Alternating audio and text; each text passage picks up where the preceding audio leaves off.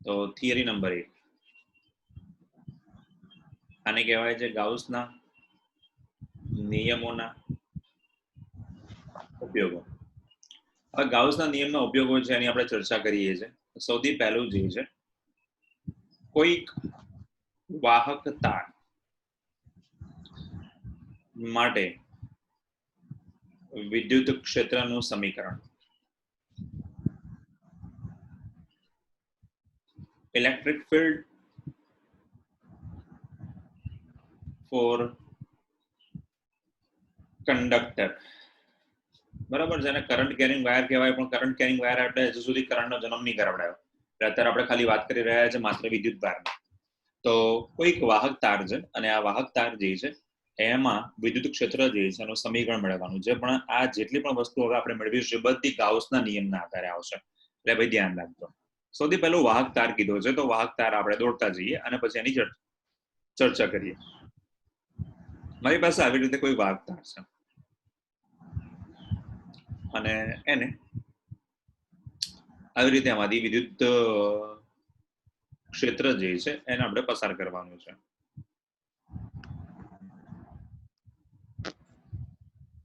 ચલો વાહક તાર મુક્ત જોઉં છું, નળાકાર વાહક તાર, અને એમાંથી પસાર થતું વિદ્યુત ક્ષેત્ર. હવે આવી રીતે વાહક તાર તો મૂકી દીધો એને. હવે એની અંદર વિદ્યુત પ્રવાહ ધારિત તાર એવું પણ કહી શકીએ ભવિષ્યમાં. આપણે પણ અત્યારે વિદ્યુત પ્રવાહ ધારિત તાર સુધી આપણે પહોંચ્યા નથી. આપણે માત્ર અત્યારે ચર્ચા કરી રહ્યા છે વાહક તાર. આ વાહક તાર જે છે એમાંથી કોઈક સમતલ પસાર કરાવડાવવું છે. ચલો ભાઈ, કે જેની પાસે પોતાની પાસે કઈક વિદ્યુત ભારો છે, તો એની ચર્ચા કરીએ આપણે. આ એક ગુલાબી રંગ જે છે એના પરથી હું બતાવવા માંગુ છું કે અહીંયા આખું આ જે છે ગુલાબી રંગ એ બધું આયનોથી ભરેલું છે, કાં તો પ્લસ કાં તો માઇનસ. પ્લસ બતાવું એટલા માટે બતાવું છું કે ક્ષેત્ર રેખાઓ બહાર જતી બતાવો એટલે તમને ખબર પડે કે શું છે. હવે આ પ્લસ આયનો ધરાવે છે એટલે આપણે એવું વિચારીએ કે આ પેન છે અને આ પેન જે છે કોઈક પેપર છે એમાંથી પસાર કરીએ છીએ, અથવા મારી આંગળી છે, હાથ છે. ચલો, હાથ જે છે એ પોતે આયન ધરાવે છે અને એનો જે અડધો જે ભાગ છે એ પેનની અંદરથી બી પસાર થાય છે. આ બે પેનના છેડાઓ અથવા તો નળાકારના છેડાઓ. એ જ વસ્તુ આપણે અહીંયા હવે બતાવવાની છે. તો આપણે એવું કહી શકીએ કે અંદરનો આ જે ભાગ જે છે ગોળાકાર, એમાંથી પણ આયનો પસાર થતા હશે. ચલો ભાઈ, હવે અહીંયા રેડ કલર એટલા માટે બતાવી દઈએ કે આપણને ખબર પડે કે આ જે છે એ આયનો ધરાવતો વિસ્તાર છે. બાકીનો વિસ્તાર જે છે એમાં આયનો છે, પિંક કલરમાં છે, પણ આપણા માટે કયા કામના છે? તો કે જે નળાકારની અંદરના વિસ્તારમાં એટલે કે લાલ કલરના વિસ્તારમાં છે એ જ કામના છે. તો હવે આયનો જે છે એના પરથી ક્ષેત્ર રેખાઓની વાત કરીએ તો ક્ષેત્ર રેખાઓ હશે કઈ તરફની હશે? તો આપણે જોઈ શકીએ કે ક્ષેત્ર રેખા બધી દિશામાં હશે, પણ આપણે અત્યારે જમણી તરફની બતાવી દઈએ છીએ. બીજી ક્ષેત્ર રેખા બતાવી દઉં છું એ ડાબી બાજુનું બતાવી દઉં છું. ત્રીજી ક્ષેત્ર રેખાઓ જે છે ઉપર તરફની બી કહી શકાય, કેમ કે આ પ્લસ જે છે એની ક્ષેત્ર રેખા ઉપર તરફ બતાવાય. ઉપર તરફ બતાવવાથી આપણને કોઈ ફાયદો નથી, કારણ કે આપણે ગઈ વખતે કહેતા હતા કે ક્ષેત્ર રેખાઓ જે છે એના માટે એક વસ્તુનો ગુણધર્મ ફોલો થવો જોઈએ. કઈ દિશામાં હોવું જોઈએ? તો આપણે સૂત્ર વાપરીએ કે ભાઈ flux phi is equals to સંકલન E ડોટ dA. ચલો ભાઈ, flux phi is equals to લખી નાખું છું સંકલન E dA cos theta. તો તમે કહી શકો છો કે આપણી પાસે બે પ્રકારના ક્ષેત્ર રેખાઓ આવશે. એક જે છે એ આ તરફ જતી કે જેનો ખૂણો છે થીટા ઇઝ ઇક્વલ્સ ટુ 0, અને બીજી ક્ષેત્ર રેખાઓ આ તરફની આવશે કે જેના માટે થીટા ઇઝ ઇક્વલ્સ ટુ આપણી પાસે પાઈ એટલે કે 180. બંનેની દિશાઓ કઈ દિશામાં છે? વિરુદ્ધ દિશામાં છે. તો હવે આપણને એમ થાય કે આ જે છે ઉપરની દિશા જે છે, આ ઉપરની જે દિશા છે, અંદરના જે આયનો છે, ઉપરની જે અંદરની જે ઉપરની દિવાલ છે એના પર ક્ષેત્ર રેખાઓ નહીં જઈ શકે. તો લો થીટા બરાબર મૂકી દો 90, કારણ કે વિદ્યુત ક્ષેત્ર રેખાઓ અથવા તો આપણું જે પૃષ્ઠ છે સમતલ જે છે એની દિશામાં હોવું જોઈએ. મેં ગઈ વખતે તમને કીધું હતું કે આવી રીતે તમે યાદ રાખી શકો છો આમ મૂકીને એક્સ અને વાય કઈ દિશામાં છે એમાં સમતલ મૂકેલો હોવો જોઈએ. તો અહીંયા આગળ આપણે સમતલ જે છે એટલે કે ગોળાકાર જે સપાટી છે એ સપાટી આપણી પાસે બે છે. એક આ સપાટી છે, સપાટી નંબર 1, અને બીજી સપાટી છે એને કહેવામાં આવે છે સપાટી નંબર 2. આપણે હવે કોઈ પણ એક સપાટી માટેનું કામ કરી લઈએ તો બીજી સપાટી માટેનો આપણને કુલ ફ્લક્સ મળી જાય, કુલ વિદ્યુત ભાર મળી જાય, અથવા તો કુલ વિદ્યુત ક્ષેત્ર મળી જાય. અહીંયા ઉપરની જે સપાટી છે અથવા નીચેની સપાટી છે એ બંને આપણા માટે લંબ કહેવાશે, એટલે આપણે એના માટે મજૂરી કરી શકવાના નથી. એટલે આપણે માત્ર ને માત્ર અત્યારે વાત કરી શકીએ માત્ર સપાટી નંબર A અને સપાટી નંબર B માટે. ચલો ભાઈ, ફ્લક્સ ઓફ A ની વાત કરી લઈએ આપણે. તો flux of A is equals to સંકલન E, ક્ષેત્રફળ જે છે એને અત્યારે હું નામ આપી દઉં છું dA, પછી હું A લખી નાખીશ એના માટે. તો dA cos 0, પરંતુ થીટા ઇઝ ઇક્વલ્સ ટુ 0, તો cos 0 ની કિંમત થાય છે ભાઈ 1. તો flux of A is equals two E cos 0 કિંમત 1 સંકલન dA. હવે રિવાજ તો આપણને ખબર છે કે ભાઈ આપણને આ દેખાય છે આકાર, તો ખબર છે આકાર કયો આકાર છે, તો કે નળાકાર આકાર છે. તો લખી નાખો સંકલન dA ઇઝ ઇક્વલ્સ ટુ, તો કેપિટલ A, આ કેપિટલ A જે છે નળાકાર છે, નળાકાર માટેનું ક્ષેત્રફળ જેને કહેવામાં આવે છે 2πrl. તો આનો અર્થ એવો થયો કે આ નળાકાર જે છે એની ત્રિજ્યા આપણે r છે એવું આપણે સ્ટાર્ટિંગમાં લખી નાખવું જોઈએ. અને આ કેટલી લંબાઈ હશે, તો કે લંબાઈ હશે. લખી નાખીએ cos 0 ની કિંમત 1. તો phi of A is equals to, તો આપણી પાસે છે આની કિંમત A અને આને લખી નાખીએ કેપિટલ A.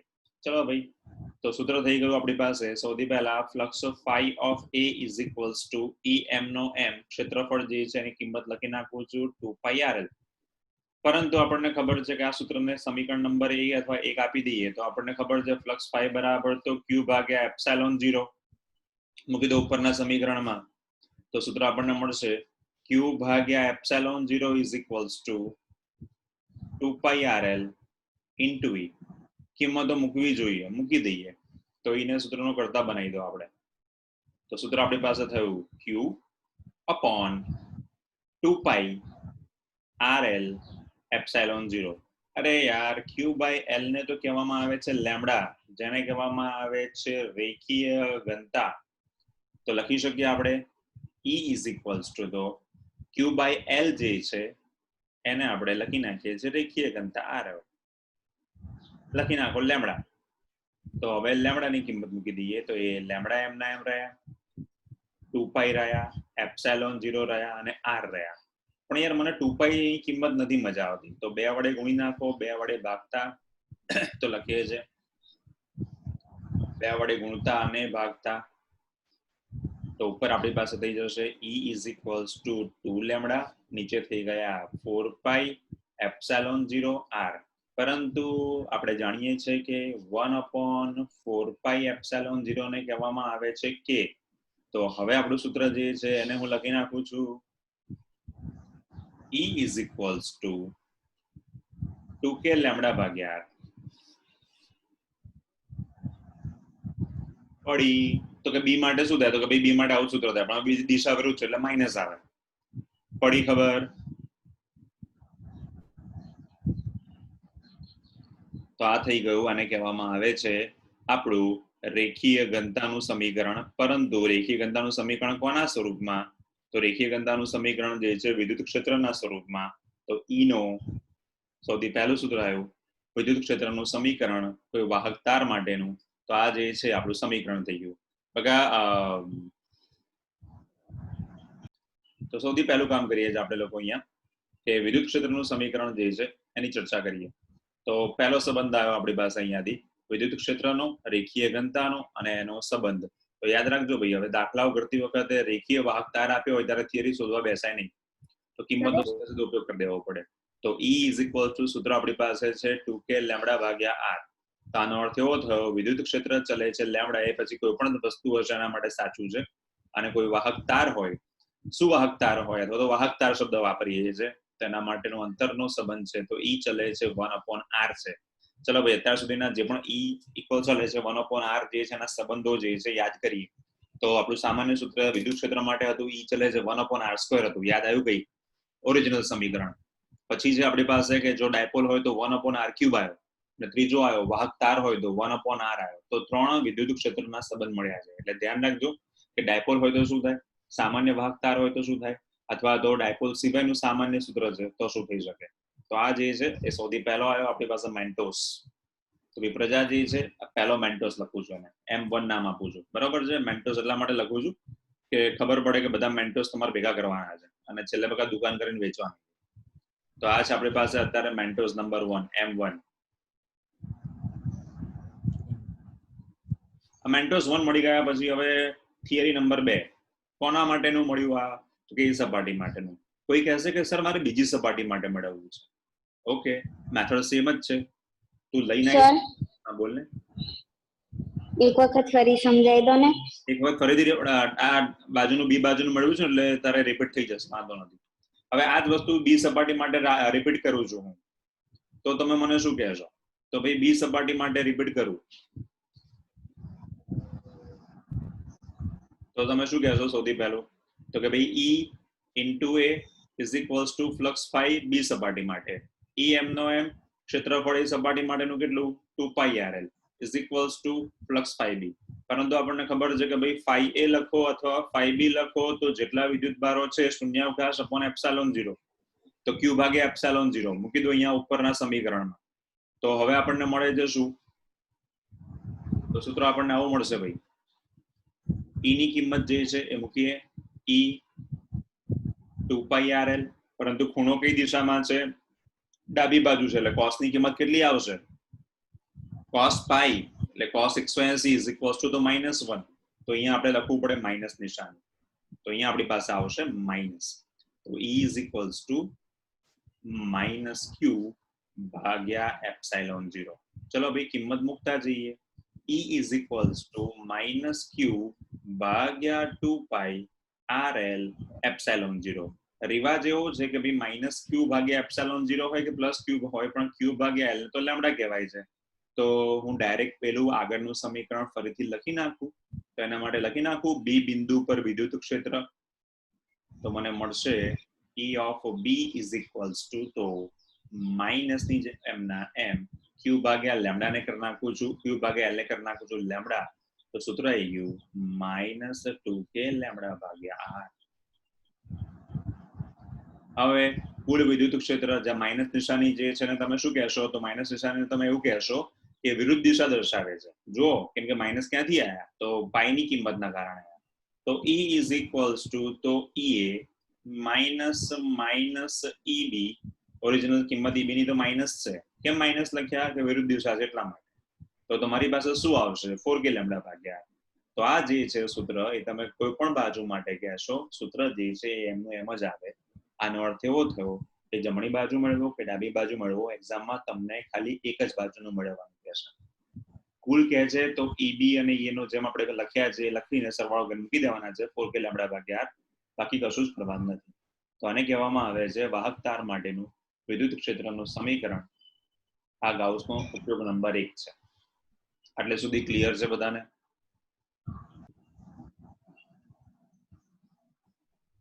કેસ નંબર 2 જે છે આપણો એ સમથિંગ આવો લખું છું. બે સમાંતર સમતલો માટે નું વિદ્યુત ક્ષેત્ર. બે સમાંતર સમતલો છે અને બંનેના માટેનું આપણે વિદ્યુત ક્ષેત્રનું સમીકરણ મેળવવાનું છે.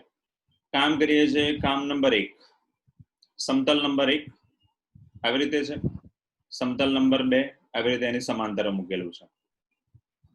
એની શોર્ટ આપણે અત્યારે હવે એવું સમજવાનું છે કે આને અત્યારે આમ સામે મૂકેલા છે.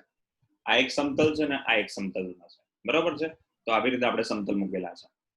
તો આવી રીતે ખબર નથી પડતી તો આપણે એને આપણી રેગ્યુલર આકૃતિ બતાવી દઈએ કે લેટ્સ આપણી પાસે આવું છે. ત્રાંસુ બતાવીએ એટલે વધારે ક્લિયર થશે.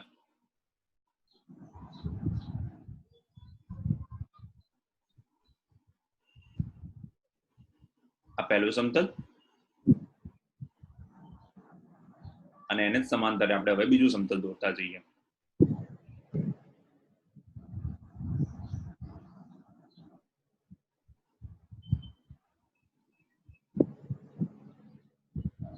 આ બે સમતલો છે, બંને સમતલ પાસે વિદ્યુતભારો છે અને બંને વિદ્યુતભારોની બંને સપાટી ઉપર છે. ઇન શોર્ટ હું તમને આ એક મારી પાસે માઉસનું પેડ છે, આની આ એક સપાટી છે અને બીજી એક સપાટી આ છે. આ બંને સપાટીઓ જે છે એની જમણી બાજુ વિદ્યુતભારો છે અને એની આ ડાબી બાજુની સપાટી પર પણ વિદ્યુતભારો છે. પણ આ જેનું બનેલું છે અંદરનું મટીરિયલ એના પર વિદ્યુત ભારો નથી. એટલે ખબર પડે છે કે એની બે સપાટીથી એના પર વિદ્યુત ભારો થાય. એક થયો જમણી બાજુ, એક થયો ડાબી બાજુ, પણ એની વચ્ચેનું આ જે છે મટીરિયલ બ્લેક કલરની સપાટી એના પર વિદ્યુત ભારો નથી. તો હવે હું અંદર અને બહારના જે આયનો જે છે બરોબર છે, તો આપણી પાસે વિદ્યુત ક્ષેત્ર તો યાર અંદર કે બહાર કે ગમે તે રીતે હોઈ શકે છે. તો આપણે ગાઉસના નિયમનો ઉપયોગ કરવાનું ચાલુ કરું છું. તો અત્યારે બતાવી દઈએ આપણે એના માટેના વિદ્યુત ભારોની સપાટીઓ.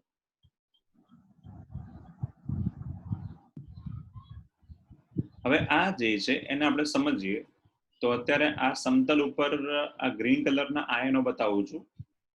પ્લસ કહીએ કે માઇનસ કહીએ કે તમે તમારી રીતે એને લખી શકો છો. મેં અત્યારે બધા પ્લસ મૂક્યા છે એટલે પ્લસ ક્યુ લખીને કામ ચલાવી ગયા. તો આપણી પાસે હવે ત્રણ પ્રકારના ફાઈ થયા. એક થયો જમણી બાજુ, એક થયો ડાબી બાજુ અને એક થયો વચ્ચે. તો એના માટે તમે શું કહેશો? તો આપણી પાસે અહીંયા ત્રણ પ્રકારના ફ્લક્સ મળશે. આની સપાટી જે છે એને નામ આપી દઉં છું ઈએ સપાટી, આની સપાટીનું નામ આપી દઉં છું ઈબી સપાટી. એક સપાટી નંબર 1 ડાબી બાજુ, સપાટી નંબર 2 વચ્ચે અને સપાટી નંબર 3 જમણી બાજુ. ચલો ભાઈ, સૌથી પહેલા જ્યારે તમને સપાટી આપેલી હોય કે જેની બંને બાજુ પર આયનો હોય, તો કુલ જેટલા પણ આયનો હોય એ બંને બાજુ સરખા ભાગમાં વહેંચાઈ જાય. અને કદાચ એ ખબર ના પડે તો એક સિમ્પલ સૂત્ર મેળવું છું જેને કહેવામાં આવે છે વિદ્યુત ક્ષેત્રનું સમીકરણ. બરાબર છે? એ સમીકરણ ભણ્યા પછી આપણે એની કિંમતો મેળવવાનું આપણું કામ ઈઝી થઈ જશે. તો સૌથી પહેલા કામ કરી નાખીએ આપણે એ કામ સૂત્ર મેળવવાનું. તો લખી નાખું ઈએ cos 0 બરાબર તો phi, અને સૂત્ર છે phi ની કિંમત q ભાગ્યા એપ્સિલોન 0 છે એને પણ phi કહેવાય છે. બંનેને સરખાઈ દઉં તો હું આવું લખી શકું E cos 0 ની કિંમત છે 1, એને એમનો એમ રહેવા દઉં છું તો q ભાગ્યા એપ્સિલોન 0. ચલો ભાઈ E એમનો એમ, q ભાગ્યા a એપ્સિલોન 0. જેમ આપણે પહેલામાં રેખીય ઘનતા લખી હતી q ભાગ્યા l માટે, એમ q ભાગ્યા a માટે આપણે અહીંયા લખી નાખીએ પૃષ્ઠ ઘનતા સિગ્મા. તો ઓરિજિનલ સમીકરણ આપણને આવું મળ્યું કે E સિગ્મા ભાગ્યા એપ્સિલોન 0. આ આપણું સમીકરણ છે. આ થિયરી તરીકે બી પૂછી શકે છે. કોઈ કહેશે કે સર ગોળાઓ હોય તો એ બરાબર 4πr² લખજે. સર લંબાઈ હોય તો l² લખજે. આપણે ગઈ વખતે બી વાત કરી ચૂક્યા હતા. તો અહીંયા આપણી પાસે હવે બે પ્રકારના પૃષ્ઠ થશે. આ જે સપાટી છે એનો પૃષ્ઠ છે એને કહેવામાં આવે છે સિગ્મા a, અને આને હું નામ આપી દઉં છું સિગ્મા b. એટલે આપણું સૂત્ર મેળવવામાં સૌથી ઈઝી વસ્તુ થઈ જાય. ચલો ભાઈ, હવે વાત કરીએ છે એની સપાટી માટેના પૃષ્ઠની વિદ્યુત ક્ષેત્રની સમીકરણની. સૌથી પહેલા આપણે વાત કરી રહ્યા છે એ બાજુ માટે, એટલે સમીકરણ નંબર 1 બાજુ માટે. ચલો સમીકરણ નંબર 1 બાજુ જુઓ ભાઈ. એક બાજુ કઈ છે? ડાબી બાજુ. એટલે ક્ષેત્ર રેખાઓ આની પણ ડાબી બાજુ જાય છે અને આ ક્ષેત્ર રેખા આ બાજુ પણ જાય છે. આપણે એવું કહીએ છીએ કે ભાઈ પ્લસ અને ક્ષેત્ર રેખા બધી જગ્યાએ વહેંચાયેલી હોય તો ઉપર પણ જાય, પણ ઉપર તો cos 90 થઈ જાય એટલે ઉપયોગ કરવાની જરૂર નથી. આપણે બેનો જ ઉપયોગ કરીશું. કોનો? ડાબી બાજુ, જમણી બાજુ. ડાબી બાજુ હોય તો cos 180 -1, ડાબી બાજુ હોય તો cos 180 -1. જુઓ E ની ક્ષેત્ર રેખા ડાબી બાજુ છે માઇનસ, EB ની પણ ક્ષેત્ર કઈ બાજુ છે? ડાબી બાજુ માઇનસ.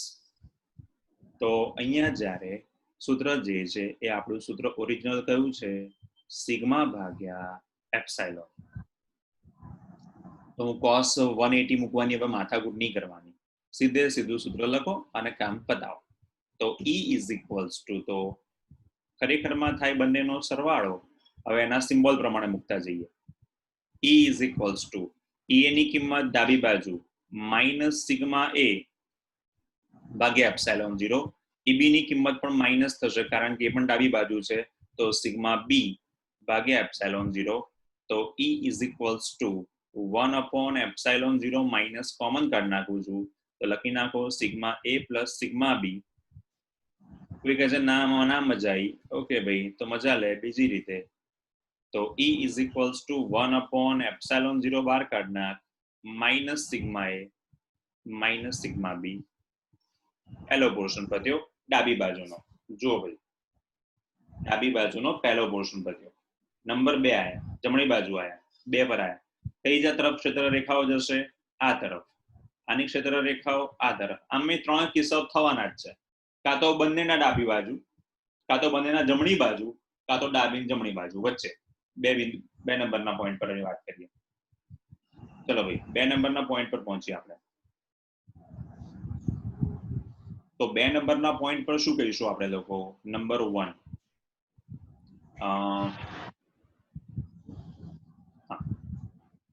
ચલો 2 બિંદુ 2 નંબરના પોઈન્ટ માટે ફરીથી સૂત્ર તો એનું એ જ છે E = સિગ્મા ભાગ્યા એપ્સિલોન 0. પણ આપણને એટલી ખબર પડે કે અહીંયા જે છે એ જે છે જમણી બાજુ જાય છે એટલે એના માટે cos 0 છે અને b જે છે ડાબી બાજુ છે એના માટે cos છે 180. તો સૂત્ર વાપરી શકીએ. E = તો સિગ્મા a ભાગ્યા એપ્સિલોન 0 સિગ્મા માઇનસ b ભાગ્યા એપ્સિલોન 0. તો અહીંયા સૂત્ર કોમન કાઢી નાખીએ છીએ 1/epsilon 0 sigma a minus sigma b. પછી અમુકને સ્ટ્રાઇક થશે હમણાં તો હું એની વાત કરીશ, નહીં થાય તો પછી મારે કહી દેવું પડશે એ વસ્તુ. Point number 3. ચલો ભાઈ પોઈન્ટ નંબર 3 માટે જુઓ, બંને જમણી બાજુ આવશે. આ પણ જમણી બાજુ અને આ પણ જમણી બાજુ, એટલે કે બંનેના માટે cos ની કિંમત કેવી છે? 0 છે. તો બંને ધન થઈ જશે. તો લખી નાખું છું સિગ્મા a ભાગ્યા એપ્સિલોન 0 વત્તા સિગ્મા b ભાગ્યા એપ્સિલોન 0. તો E = sigma a plus sigma b ભાગ્યા એપ્સિલોન 0 કોમન કાઢી શકો છો, છેદમાં પર રાખી શકો છો. ખબર પડી છે? બોલો. ચલો ભાઈ સવાલ ખબર પડે છે? ખાલી સિગ્મા a બરાબર સિગ્મા b બરાબર સિગ્મા, એટલે કે બંને બાજુ જે છે એ બંને બાજુ પાસે સરખા વિદ્યુત ભારો છે એટલે એની પૃષ્ઠ ઘનતાઓ બી સરખી જ થાય. તો એના માટેનું 0 થઈ જાય છે. શું 0 થશે? Sigma a minus sigma b એટલે સિગ્મા માઇનસ સિગ્મા 0 ના થઈ ગયું સાહેબ. વિચાર હજુ એક વાર હજુ. એકમાં સાહેબ 2 સિગ્મા થાય અને હા, એકમાં એમ 0 એ થાય.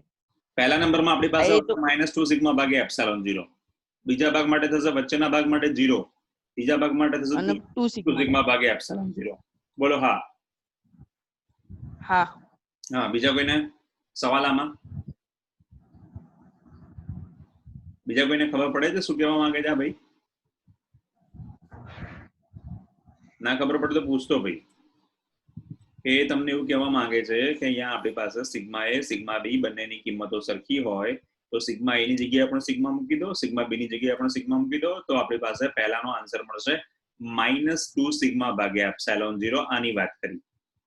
બંનેની કિંમતો સરખી હશે તો આપણી પાસે મધ્ય ભાગમાં હોય 0. તો હવેથી એક વસ્તુ તમે યાદ રાખી લેજો, દાખલાઓ કરો કે ગમે ત્યારે કરો કે જ્યારે સામસામે સરખા વિદ્યુત ભારો ધરાવતા હોય અથવા સામસામે સરખી પૃષ્ઠ ઘનતાઓ હોય ત્યારે હંમેશા એના મધ્ય બિંદુએ કેન્દ્ર પર હોય 0.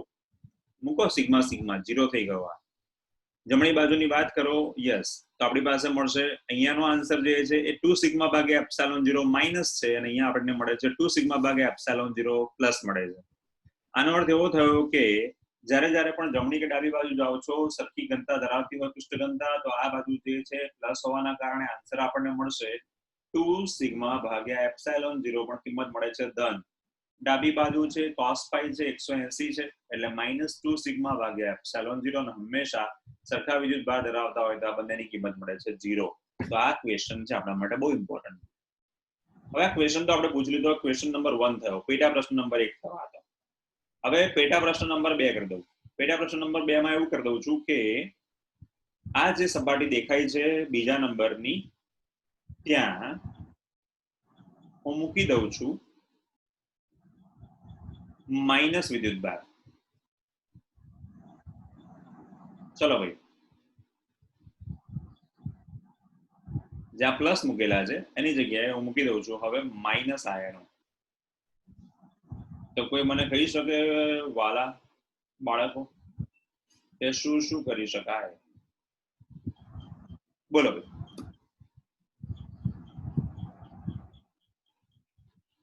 શું કરશો?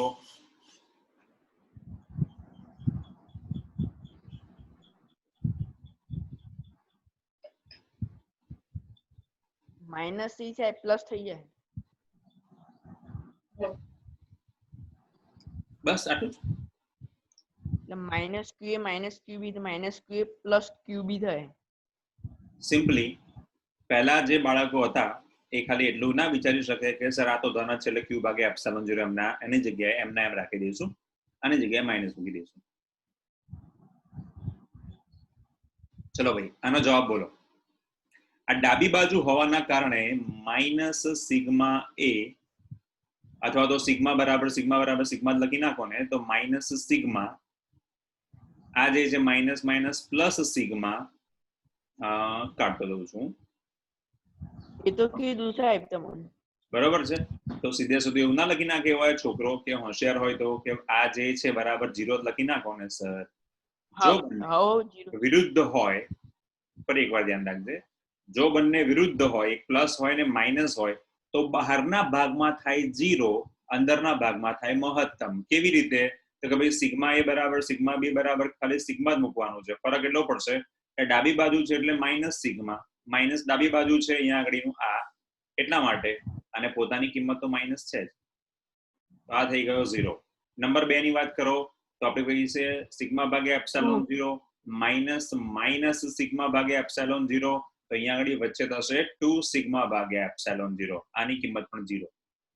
તો જ્યારે ઊંધું થયું, જ્યારે બંને વિદ્યુતભારો જે છે એ સરખા હશે એટલે બંને સપાટીઓ સરખા વિદ્યુતભારો ધરાવતી હશે પ્લસ અને પ્લસ અથવા તો માઇનસ અને માઇનસ, ત્યારે બહારના ભાગ જે છે એમાં કિંમતો મળશે, વચ્ચેના ભાગમાં 0. પણ જ્યારે બંને વિજાતીય હોય, એક પ્લસ અને એક માઇનસ છે અથવા આ પ્લસ અને આ માઇનસ છે, ત્યારે અંદરના ભાગમાં આપણને વિદ્યુત ક્ષેત્ર મળશે, બહારના ભાગનું થશે 0. તો આ થઈ ગઈ તમારી હિન્ટ નંબર 2.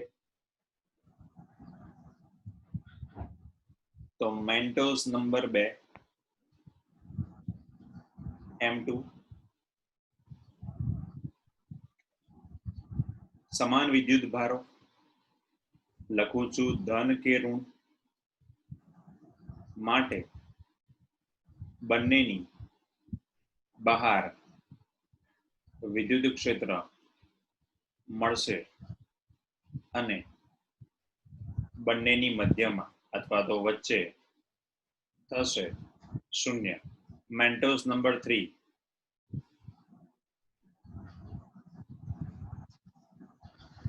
આના કરતા ઊંધું. તો આ યાદ રાખવાનું છે ભાઈ પ્રજાએ. તો 2 વસ્તુઓ તમે લોકોએ મેળવી લીધી.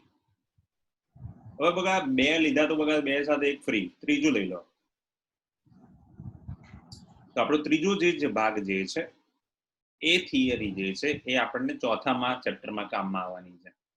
ચોથો જે ભાગ કરાવડાય છે એ બી આપણને ચોથા ચેપ્ટરમાં જ કામમાં આવવાની છે. ત્રીજા આ જે ભાગ કરાવી રહ્યો છું ચોપડીમાં બીજી મેથડથી આપેલો છે. આ સૌથી ઇઝી મેથડ પણ કહેવામાં આવે છે.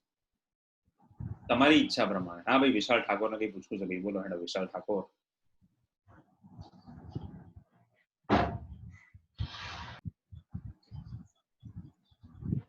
અથવા તો શબ્દ લખીએ છે ગોળીય કવચ માટે વિદ્યુત ક્ષેત્રનું સમીકરણ અંદરની સપાટી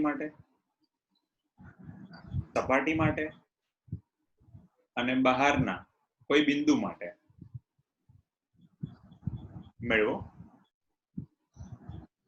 અને એનો આલેખ દર્શાવો. ચલો ભાઈ આવું આપણને પૂછે છે તો શું કરશો આમાં?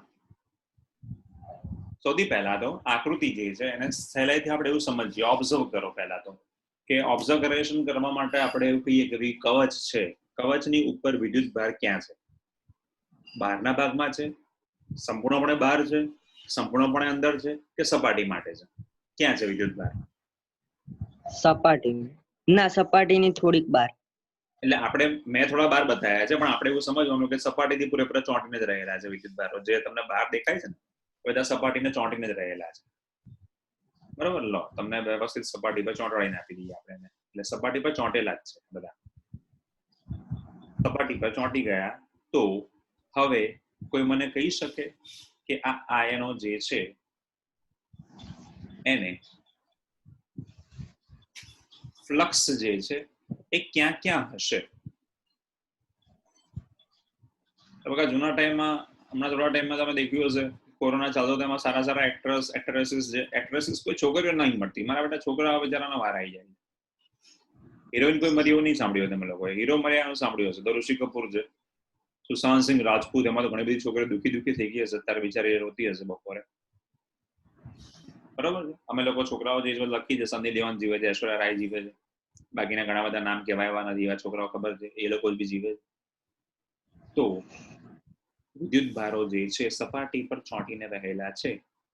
વિદ્યુત ભારો સપાટી પર ચોંટીને રહેલા હોય તો આપણે જૂના ટાઈમમાં, અત્યારે જે કોરોનામાં એક્સપાયર થઈ ગયા એવા એક એક્ટરનું નામ છે ઋષિ કપૂર, એમનું એક ગીત હતું બગા, અંદર સે કોઈ બહાર ના આ શકે, બહાર સે કોઈ અંદર ન જા શકે, સોચો કભી એસા હો તો ક્યા હો. આવું ગીત સાંભળ્યું હશે? ના સાંભળ્યું તો બગા સાંભળી લેજો. આજે ઋષિ કપૂરનું બહુ ફેમસ ગીત છે, પહેલા પિક્ચરનું ગીત છે. હું તમને કહું છું કે ઋષિ કપૂર બગા હશે મારા કરતા ઉંમરમાં મોટા, પણ ક્યારેક આપણા લેક્ચરમાં એટેન્ડ કર્યો હશે એમણે, તો એના પરથી કદાચ લઈ આવ્યા હશે આ ગીત. તો હું તો એવું કહું છું ભાઈ, સિમ્પલી યાદ રાખો, बाहर से कोई अंदर न जा सके, अंदर से कोई बाहर न आ सके, सोचो कभी ऐसा हो तो क्या हो, सोचो कभी ऐसा हो तो क्या हो. તો આગળ લાઈન ભાઈ મારે એટલે મેં જ ગાયેલી લાઈન છે, આ લોકો પિક્ચર વાળા કોપી કરી. તો સોચો કભી એસા હો તો ક્યા હો માં એવું છે કે ભાઈ સોચો કભી એસા હો તો ગાઉસ કા લો હો, ગાઉસના નિયમ પરથી આ સૂત્ર આવ્યો કે ભાઈ બહારના આયનો જે છે એનું ક્ષેત્ર ક્યાં હોય, બહાર તરફ, અંદરના હોય એનું અંદર તરફ, બહારના આયનો વિદ્યુત ક્ષેત્ર અંદર તરફ લાગુ ના પડે, અંદરના આયનો હોય એનું વિદ્યુત ક્ષેત્ર બહાર લાગુ ના પડે, જે જ્યાં હોય ત્યાં જેનું ક્ષેત્ર લાગુ પડે. આવું ફિઝિક્સ કહે છે. એના પરથી લોકોએ ગીત બનાવી નાખ્યું હશે, ભાઈ પોપ્યુલર થવું હોય તો થઈ જાય. આપણે એકદમ ગ્રાઉન્ડ ટુ અર્થ માણસ, એટલે આપણે એવું આપણે ક્લેમ ના કર્યો કોપીરાઇટનો. તો હવે આના ત્રણ ભાગમાં આપણે બોલ. ગાઉસનો નિયમ બાકી છે? બાકી નહીં, પતી ગયો છે, તું નતો આવ્યો એ દિવસે ભાઈ. ફોટા છે મોકલ. બાકી છે તો ફોટા જોઈ લે છે, બીજું શું હવે. તો હવે આને આપણે ત્રણ ભાગમાં વહેંચી નાખીએ છીએ. કેસ નંબર 1, એને હું નામ આપી દઉં છું અંદર. પછી કેસ નંબર 2 સપાટી. કેસ નંબર 3 બહાર. સૌથી પહેલા બહાર મેળવશો તો બાકીના બે મેળવવાના ઈઝી રહેશે. એટલે સૌથી પહેલા બહારથી શરૂઆત કરીએ. અંદરથી કરશો તો મને કોઈ વાંધો નથી. સૌથી પહેલું બહારના વિસ્તારમાં અહીંયા કેન્દ્રથી લઈને હું એક દિશા બતાવી દઉં છું આવી રીતે, અને આ બંનેની કિંમતો લખી નાખું છું. લેટ્સ સે કોઈ પોઈન્ટ છે P છે, જે અહીંયા છે, અને આ P બિંદુ સુધી આ પ્લસ આયનો છે એની ક્ષેત્ર રેખાઓ પહોંચે છે. જ્યાં આ કેન્દ્ર છે O, O થી P નું અંતર જે છે એ છે ત્રિજ્યા સ્મોલ r. ચલો ભાઈ ત્રિજ્યા સ્મોલ r છે એ બી બતાવી દઈએ છે. આટલે સુધીનું અંતર.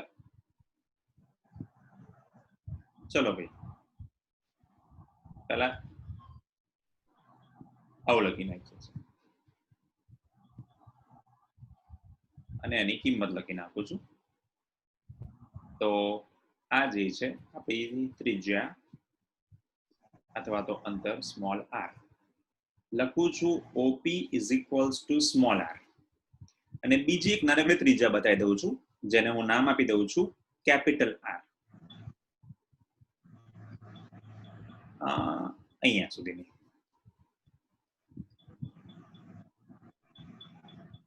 હવે હું એવું કહું છું કે અત્યારે આ સ્મોલ r બતાવું છું, કેપિટલ R બતાવું છું, જેમાં OP બરાબર સ્મોલ r છે અને આ જે સપાટી સુધીનું છે એ છે એ OR છે. અથવા તો અહીંયા બિંદુ કોઈ આપી દઈએ આપણે એને હું નામ આપી દઉં છું S. તો લખીએ છીએ આપણે એને OS. તો OS = કેપિટલ R, જ્યાં હું લખી શકું છું small r greater than capital R છે. હવે તમે વિચારો કે આ કેપિટલ P જે બતાવ્યો છે મેં, ત્યાંથી આજુબાજુના વિસ્તારો સુધીના, એટલે આખું વર્તુળ જ છે, આવા કોઈ વર્તુળ સુધીમાં વિદ્યુત ક્ષેત્ર ફેલાયેલું છે, વર્તુળ જ છે આખું. તો અહીંયા વિદ્યુત ભારો પ્લસ છે, બહાર છે, અને એની ક્ષેત્ર રેખાઓની કિંમત પણ આપણને ખબર છે, દિશા કઈ તરફની હોય, બહાર તરફની. તો પી બિંદુ સુધી વિદ્યુત ક્ષેત્ર રેખાઓ ફેલાયેલી છે એવું આપણે કહી શકીએ છીએ. હા કે ના?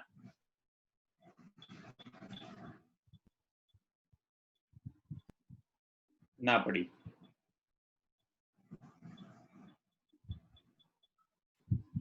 એવું દેખાય છે કે small R is greater than capital R. કેમ કે આપણે અત્યારે 12 વાત કરી રહ્યા છો. અહીંયા મૂકી દઈએ છે ઓ, અહીંયા મૂકી દઉં છું પી, અહીંયા દેખાય છે એસ. હવે આપણને એવી ખબર છે કે ક્ષેત્ર રેખાઓ હંમેશા વિદ્યુત ભારો બહારથી અંદર ના જાય, અંદરથી બહાર ના જાય, પણ બહારની બહાર તો રહે. આ મેં પી બિંદુ બતાવ્યો છે કેમ કે બધા જ વિદ્યુત ભારો સરખા છે. એનો તમે જોવા જાઓ તો તમને એવું જ લાગે કે ભાઈ દરેકનું અંતર જે છે કેન્દ્રથી સરખું જ અંતર હોય. તો આ જે આવું દેખાય આપણને ડિઝાઇન જેવું કે વર્તુળની ક્ષેત્ર રેખાઓ પ્લસની 12 તરફ હોય, બધી દિશામાં સરખી છે. તો આ બિંદુ આવું કોઈક બિંદુ પી છે, અહીંયા લખો તો મિનિંગ તો એ જ થવાનું છે. જ્યાં બિંદુ પી સુધી અહીંયા પહોંચે છે એવું બીજાનું અહીંયા બિંદુ પર પહોંચતું હશે, ત્રીજાનું કોઈ અહીંયા પણ આનાથી આગળ તો જઈ શકવાનું નથી, કારણ કે બધા વિદ્યુત ભારો સરખા છે. ક્ષેત્ર રેખાઓની લિમિટ ત્યાં સુધી પહોંચવાની પણ એટલી સરખી જશે. તો હવે સૌથી પહેલું સૂત્ર વાપરું છું, તો લખી નાખું છું અહીંયા. કેટલું થશે ક્ષેત્રફળ એ બરાબર તો 4 પાઈ સ્મોલ આર સ્ક્વેર. કેમ સ્મોલ આર સ્ક્વેર લખ્યું? કેમ કે આપણે અત્યારે બહારની વાત કરી રહ્યા છીએ. તો સૂત્ર છે આપણી પાસે flux phi is equals to the Q ભાગ્યા એપ્સિલોન 0, અને અહીંયા સૂત્ર શું થશે? E into 4 pi R square બરાબર તો 5. સમીકરણ નંબર 1, સમીકરણ નંબર 2 બંનેને સરખાઈ દો તો સૂત્ર શું આવશે તમારી પાસે? તો સૂત્ર આવું આવશે ક્યુ ભાગ્યા 4 પાઈ એપ્સિલોન 0 આર સ્ક્વેર. તો આનો અર્થ એવો થયો કે E ચલે છે 1/r². ચલો ભાઈ એને જરાક વ્યવસ્થિત હાઇલાઇટ કરી લઈએ આપણે. તો આપણું સૂત્ર જે છે એ ઓરિજિનલ સમીકરણ આવ્યું, આ જેને તમે લખી શકો છો E બરાબર તો kq ભાગ્યા r². આટલે સુધી ક્લિયર છે? જો અહીંયાથી આપણે વાત કરી અને આ જે છે બહારના વિદ્યુત ક્ષેત્ર એની ક્ષેત્ર રેખાઓ જે છે એના પરથી આપણે સૂત્ર લઈ આવ્યા E is equals to kq ભાગ્યા r². તો સૂત્ર મળ્યું આપણને E ચલે છે 1/r². આ પહેલો ભાગ થયો. સપાટી માટેની વાત કરીએ તો સપાટી પર જુઓ, તમે એવું કહી શકો છો કે સ્મોલ આર ની અંદર કેપિટલ આર છુપાયેલો છે. આ જુઓ આકૃતિ, સ્મોલ આર જે છે એની અંદર કેપિટલ આર છુપાયેલો જ છે. કેમ કે આને ઉપાડીને તમે અહીંયા મૂકી દેશો આમાં તો પણ થવાનું તો એ જ છે.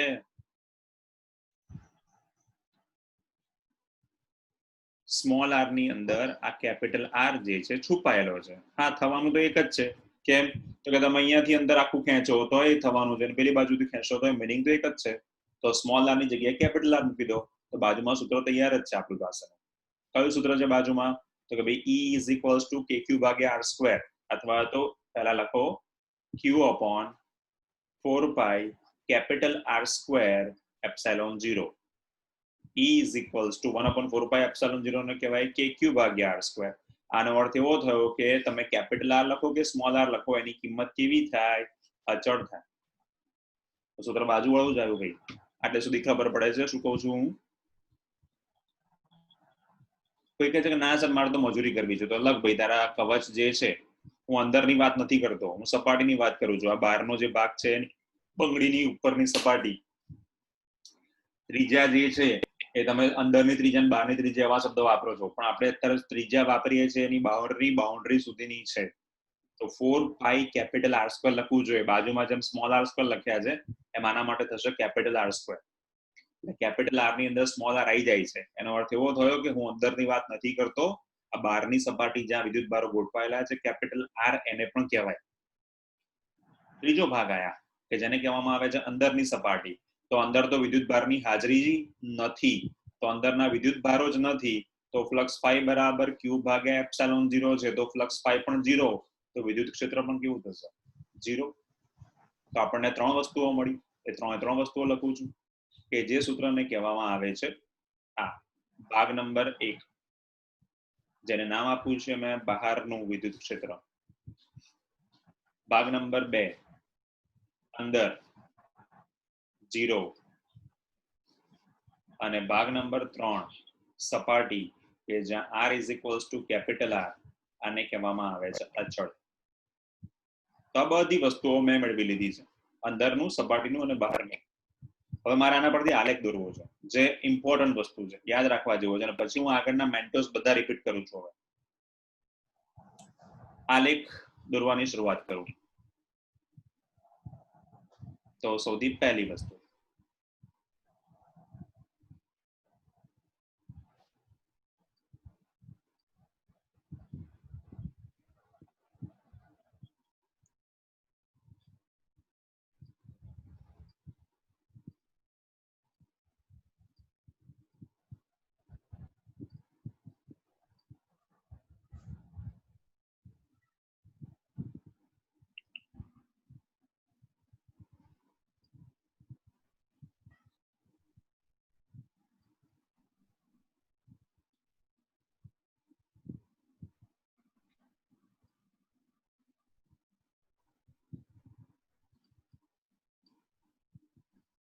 આને કહેવામાં આવે છે વિદ્યુત ક્ષેત્ર વિરુદ્ધ r નો આલેખ. તો ચલો, અહીંયા આગળ પહેલો જે ભાગ તમને દેખાય છે એને 3 સપાટીમાં હું વહેંચી નાખું છું કે આ જે પહેલો ભાગ દેખાય છે તમારી સામે એને કહેવાય છે અંદરની સપાટી, કે જ્યાં વિદ્યુત ક્ષેત્ર કેટલું છે આપણી પાસે E is equals to 0, ક્યાંય કશું બતાવ્યું નથી. આ સપાટી અચળ એટલે r બરાબર r, અચળનો આલેખ જે છે ઢાળ કેટલો 0, અને ત્રીજી સપાટી બહારની સપાટી કેટલું આવ્યું E ચલે છે 1/r². તો આ થઈ ગયો તમારો આલેખ. ખબર પડે છે ભાઈ? તો આ આલેખ જે છે એ એક્ઝામમાં આખી થિયરી જે છે, આખી આ આકૃતિ જે છે એ B equals to R, B ચલે છે R, અંદર બહાર અને સપાટી માટેનું ચુંબકીય ક્ષેત્રનું સમીકરણ તરીકે પૂછાય છે. તો એના માટે આપણે ગાઉસનો નિયમ સિવાય બીજો એક નિયમ કહીએ છીએ, તેને કહેવામાં આવે છે એમ્પિયરનો સર્કિટલનો નિયમ, અને ચુંબકીય ક્ષેત્ર માટે ગાઉસનો નિયમ. તો આ બધા પાયાના નિયમો છે. અને આ જે આકૃતિ આપણે દોરી છે, E ચલે છે R, E ચલે છે 1/r², E ચલે છે સમપ્રમાણ, બરોબર છે. હમણાં બીજું એક સૂત્ર આપણી પાસે આવશે. તો આ બધા જ વિદ્યુત ક્ષેત્રના સંબંધો છે. તો ચલો ભાઈ મેન્ટોસ બધી યાદ રાખીએ. મેન્ટોસ નંબર 1 શું હતું? E ચલે છે 1/r, કોના માટે? તો કહેતા હતા વાહક તાર માટે. નંબર 2 મેન્ટોસ નંબર 2 કે જ્યાં આપણે કીધું કે ભાઈ સમાન હશે આયનો અથવા તો પ્લસ કે માઇનસ ધરાવતા સમાન સમતલ હશે, તો એના માટે શું હતું? તો આપણે કહેતા હતા અંદરના ભાગ માટે 0 થશે અને બહાર એની કિંમતો મળશે. એમાં મેન્ટોસ નંબર 3 કે વિરુદ્ધ સમતલ, વિરુદ્ધ આયનો ધરાવતા સમતલો હશે, તો અંદરનું મળશે પણ બહારનું થશે 0. મેન્ટોસ નંબર 4 અહીંયા આપણી પાસે આયા, તો એને આપણે કહીએ છીએ કવચ, અથવા કહેવામાં આવે છે પોલો ગોળો. તો એના માટે આપણી પાસે 3 વસ્તુ આવી, એક આવ્યું અંદર, એક આવ્યું સપાટી અને એક આવ્યું બહાર. તો અંદર માટે 0, કોણ? તો કે વિદ્યુત ક્ષેત્ર. સપાટી માટે અચળ અને બહાર માટે 1/r². બીજું આપણા ઓરિજિનલ સૂત્ર યાદ રાખીએ આના સિવાયના. તો ઓરિજિનલ આપણી પાસે સૂત્ર શું હતું? E બરાબર તો kq/r². પણ જ્યારે એમાં આપણને ખબર પડી ડાયપોલ છે, પછી અક્ષ હોય કે કોઈ પણ હોય, તો આપણી પાસે ઘાતનો સંબંધ હતો. કયો હતો? અક્ષ માટે સૂત્ર શું હતું ડાયપોલનું? 2kp/r³ અક્ષ માટે, અને વિષુવવૃત્ત માટે E is equals to kp/r³. તો આ જે સૂત્ર છે એ બધા યાદ રાખવાના છે એક્ઝામમાં, કોમ્પિટિટિવમાં. આપણી પાસે અહીંયા કોઈ ગોળો છે, ગોળો જે છે એના પર આપણે વિદ્યુત ભારો જે છે એ એના અંદરના ભાગમાં રહેલા છે, અથવા તો ગોળામાં રહેલા છે વિદ્યુત ભારો. તો હવે એના માટેની ચર્ચા કરવાનું શરૂઆત કરું છું. જે થિયરી છે એને કહેવામાં આવે છે કોઈક ગોળા જે છે, આ ગોળા ઉપરનું વિદ્યુત ભારો અથવા ગોળામાંના વિદ્યુત ભારો જે છે તેના માટેનું સમીકરણ તારવું. ચલો ભાઈ, ગોળો સંપૂર્ણપણે આયનોથી ભરેલો છે.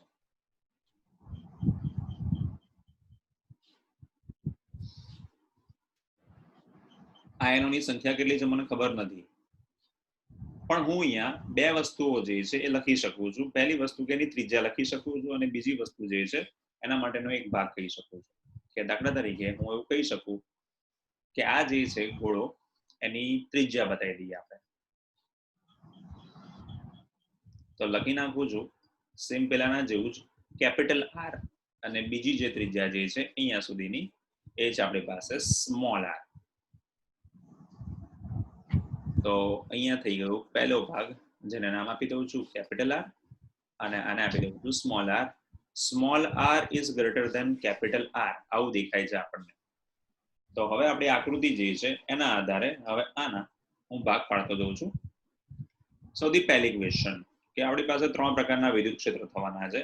એક સપાટી જે છે અંદર છે, બીજી સપાટી જે છે એને આપણે કહીએ છીએ માત્ર ને માત્ર સપાટી, અને ત્રીજો ભાગ જે છે એને કહેવામાં આવે છે બહાર.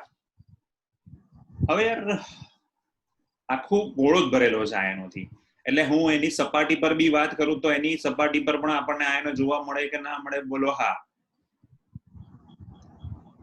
આપણે એવું વિચારીએ ક્રિકેટનો બોલ જે છે 2 પ્રકારના આપણે કીધું. આગળનો જે છે એને કીધો પોલો ગોળો અથવા પોલો કવચ, કે જેના માત્ર બહારની સપાટી પર જ આયનો હતા. આ જે છે આખો ઘન ગોળો છે, સમઘન ગોળો છે. તો આ ગોળા માટેનું છે, બરાબર છે. તો આને ચોથી એપ્લિકેશન કહીએ તો આના નામ માટે નામ આપવું પડે નક્કર ગોળાનું વિદ્યુત ક્ષેત્રનું સમીકરણ. તો પૂરેપૂરો ગોળો જે છે, પૂરેપૂરો બોલ જે છે સંપૂર્ણપણે ધાતુ કે જેનો પણ બનેલો છે, જેની પાસે આયનો છે એ અંદર પણ આયનો વ્યવસ્થિત ગોઠવાયેલા છે, નિયમિત કે અનિયમિત કે રીતે ગોઠવાયેલા છે આયનો. જો અંદર પૂરેપૂરો આયનો ભરાયેલો હોય તો ધાતુની સપાટી છે એના પર બી આયનો ઇનડાયરેક્ટલી તો છે, એવું જ થયું ને? હા કે ના? પેલામાં પોલો હતો એટલે બહારથી અંદરના ભાગમાં કે અંદરથી બહારના ભાગમાં જવાનું આપણી પાસે પોસિબલ નતું, એટલે આપણે ત્યાં લખતા હતા કે ભાઈ અંદરના ભાગ માટે 0. પણ અહીંયા તો આ આખો ગોળો જે છે એ જ આયનોનો ભરેલો છે, એટલા માટે આપણે એવું કહી શકીએ કે અંદર જેટલા આયનો હશે એવી જ રીતે બહારની સપાટી પર પણ અહીંયા આયનો જે છે એ ગોઠવાયેલા હશે. બોલો, કોઈને સવાલ? આવી રીતે સપાટી પર આયનો ગોઠવાઈ ગયા. બોલો બોલો બોલો. ઓકે, ક્લિયર છે, એનો અર્થ એવો થયો. તો જો ગોળો પોતે જ વિદ્યુત ભારો ધરાવે છે, એ જ આયનોની સપાટી પર પણ જમા થાય છે, એટલે આયનોના કારણે બહારના ભાગમાં પણ વિદ્યુત ક્ષેત્ર આપણને મળી શકે. હા. તો યાર આગળ જે થિયરી મેળવીને લઈ આયા, જેના માટે આપણે R બરાબર R કીધું, એ જ સૂત્ર અહીંયા લાગુ પડે. બહારના ભાગમાં આપણે ગઈ વખતે આગળના ભાગમાં જે સૂત્ર લઈને આયા કે E = kq/r², એ જ સૂત્ર અહીંયા પણ થવાનું. કેમ? તો કે યાર સૂત્ર તો તમે બહારના ભાગમાં વિદ્યુત ક્ષેત્રના આયનો મળશે, અંદર ભલે ગોળો છે પણ બહારના ભાગના વાળાને ગોળાની ખબર ના પડે, એ તો શું લખે? તો ક્ષેત્રફળ લખે. તો આના માટે સાબિતી શું કરશો? EA = q/ε0. તો સૂત્ર થઈ ગયું q/ε0. એની કિંમત તમે બહારના ભાગ માટે શું કરશો? તો બહારના ભાગ માટે આયનો જે છે એને ગોળો ના ખબર પડે, એને ખબર પડે 4πr² ખબર પડે, કેમ કે બહારથી જોવા વાળાને ખબર નથી કે ગોળો છે કે પોલો ગોળો છે. તો બહારનું સૂત્ર શું થયું? ઓરિજિનલ થયું આપણું, લો, kq/r², જે પહેલા આપણે લખીને આયા હતા એનું એ જ થયું. તો પહેલાનું સૂત્ર ખાલી કવચ માટેનું અને બહારની સપાટી માટેના જે 2 સૂત્રો હતા એ જ સૂત્રો અહીંયા લાગુ પડી ગયા. પણ હવે મજા આવશે. જે મેળવવાનું છે આપણે મેળવવાનું છે હવે અંદરનું. તો અંદરની સપાટી માટે હું ફરીથી એકવાર આકૃતિ દોરું છું, નવો ભાગ બતાવું છું, એનાથી આપણને ખબર પડે. ચલો ભાઈ, પહેલો ભાગ નંબર 2, આયનનું કેન્દ્ર. અને હવે અંદરનો ભાગ છે એટલે આપણે એની ત્રિજ્યા જે છે એ હું લખી નાખું છું.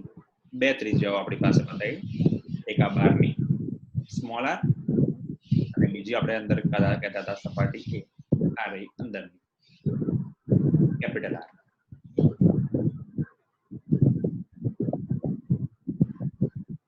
આપણે કહી ચૂક્યા છે small R is greater than capital R, અને ઇનડાયરેક્ટલી જો હું કેપિટલ આર ને ઉપાડીને અહીંયા મૂકી દઉં તો આટલેથી આટલો ભાગ તો કેપિટલ આર છે, એટલે કેપિટલ આર ની અંદર સ્મોલ આર નો સમાવેશ થઈ જાય છે. સોરી, સ્મોલ આર ની અંદર કેપિટલ આર નો સમાવેશ થાય છે. તો અહીં સ્મોલ આર એ કેપિટલ આર ને સમાવે છે. વિદ્યુત ભારોની વાત કરી દઈએ. ગોળો છે તો q/v બરાબર તો ρ, એને કહેવામાં આવે છે કઈ ઘનતા? કદ ઘનતા. તો કદ કેટલું છે તો 4/3 પાઈ આર ક્યુબ બરાબર તો રો. ચલો ક્યુ બરાબર તો 4/3 પાઈ આર ક્યુબ મૂકી રાખો હમણાં એને. પૃષ્ઠ ઘનતા કે કોઈ પણ માટેનું ફ્લક્સની વાત કરવી છે તો ફ્લક્સ વાપરતા જઈએ. તો ભાઈ ફ્લક્સનું સૂત્ર તો શું છે, flux phi is equals to તો ઈએ છે, જ્યાં એ બરાબર તો 4 પાઈ આર સ્ક્વેર. કેમ તો કે સર અંદરના ભાગમાં છે બેટા વિદ્યુત ભારો, તો લખી નાખીએ flux phi is equals to E into 4 pi R square. સમીકરણ નંબર 2.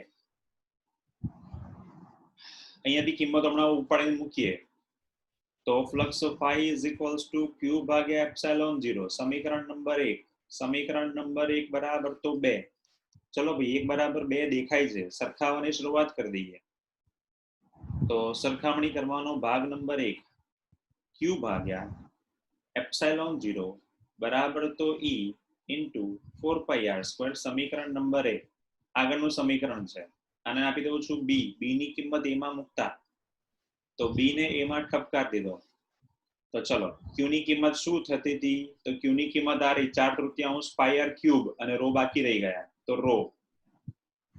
તો અહીંયા લખી નાખું છું ક્યુ ની કિંમત 4/3 પાઈ આર ક્યુબ રો ભાગ્યા epsilon 0 is equals to E 4 pi R square. રિવાજ પ્રમાણે ઉડતાને ઉડાવો. 4 pi R square 4 pi R square. એક આર જશે, એક આર બાકી રહેશે, આર સ્ક્વેર ગયા તો બાકી રહેતું સૂત્ર જે છે મારી પાસે આવું રહ્યું મારા વાલાઓ. એક આર બાકી રહ્યો, એક રો બાકી રહ્યો, એક 3 બાકી રહ્યો, એક એપ્સિલોન 0 બાકી રહ્યો ઇઝ ઇક્વલ્સ ટુ ઈ બાકી રહ્યો. તો મને મળ્યું સૂત્ર ઈ ચલે છે આર. કોઈ કહેશે કે સર તો પછી આ સૂત્રને હું અહીંયા આર બરાબર સ્મોલ આર બરાબર કેપિટલ આર મૂકીને ના ચલાવી દઉં. અહીંયા આર બરાબર આર મૂકીને ભાઈ ચલાવીને શું ફરક પડે છે? તું બહાર નું લે અંદર નું લે, તારો આન્સર તો જે છે એ જ આવવાનો છે. કયો? જે ત્રીજાનો આવે છે.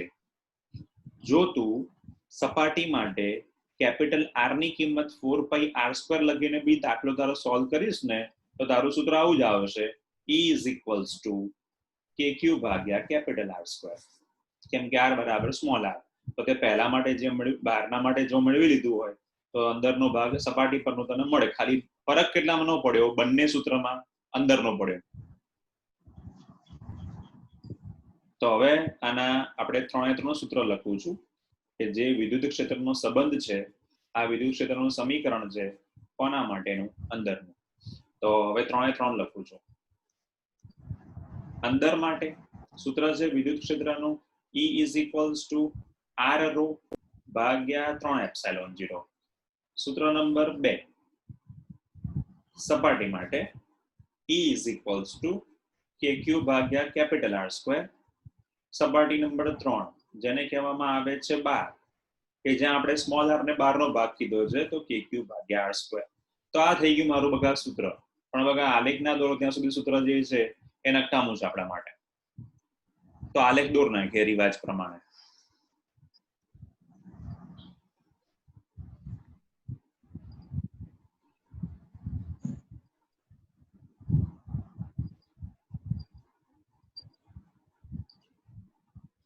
ચલો ભાઈ,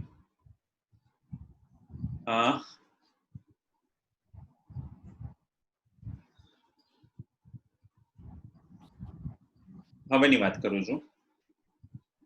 તો સૌથી પહેલો ભાગ અંદરની સપાટી અને બહારનો ભાગ, આ 3 ની વાત કરું.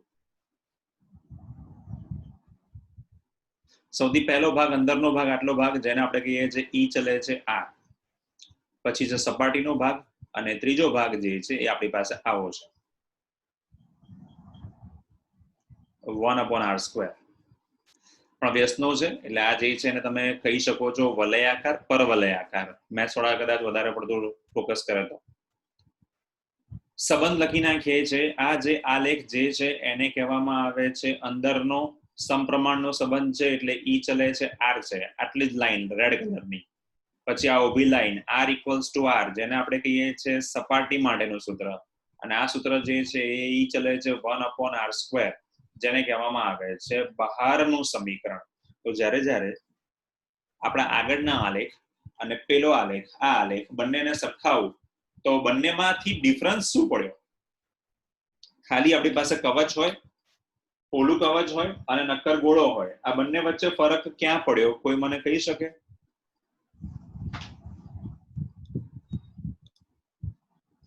હોય એમાં અંદરના ભાગ માટે વિદ્યુત ક્ષેત્ર મળતું નથી, તો જે રેડ લાઈન તમે અહીંયા ગોળામાં જોઈ શકો છો એટલો ભાગ ખાલી હતો, એવું બોલવાનું આવે.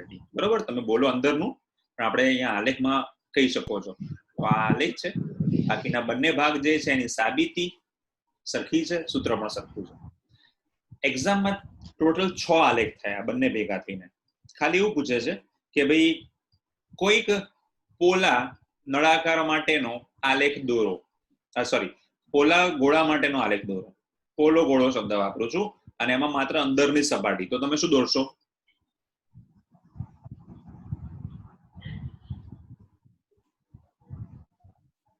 બોલો.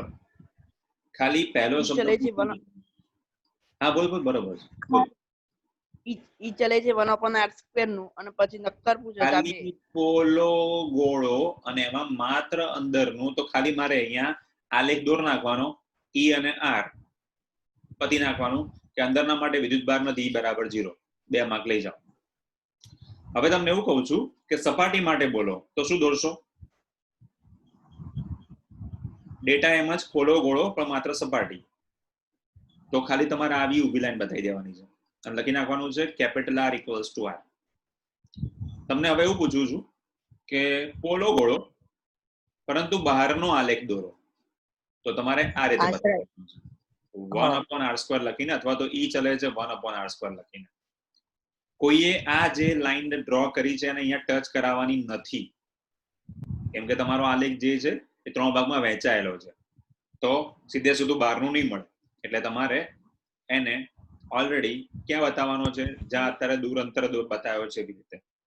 સેમ વસ્તુ તમારે રિપીટ કરવાની છે. કોના માટે? નક્કર ગોળા માટે. અંદરનું કે છે તો ખાલી ઈ અને આર દોર નાખો, સ્ટ્રેટ લાઈન ઉગમ બિંદુથી બતાવી દો અને લખી નાખો અહીંયા ઈ ચલે છે આર લખો અને ઈ લખો. કોઈ પણ વ્યક્તિ વધારે પડતી હોશિયારી કરવા ગયો અને અહીંયા આ લખવાનું ભૂલી ગયો, અથવા તો અહીંયા કંઈ પણ લખવાનું ભૂલી ગયો બકા, તો સીધે સીધું માર્ક ગયા 0.